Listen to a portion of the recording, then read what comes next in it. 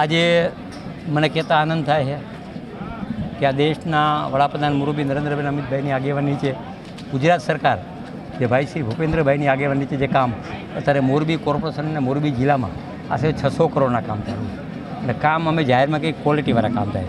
સરકારના પૈસા કેન્દ્ર સરકાર ગુજરાત સરકારને કોર્પોરેશનમાં, નગરપાલિકામાં, જિલ્લા પંચાયતમાં, તાલુકા પંચાયત આપવાના અને વિકાસના કામ સારું થાય એવી રીતે અમારી પાર્લામેન્ટ બોર્ડે જે નિર્ણય લીધો છે એમાં ઘણા બધા જૂના માણસો અમારા રહી ગયા છે.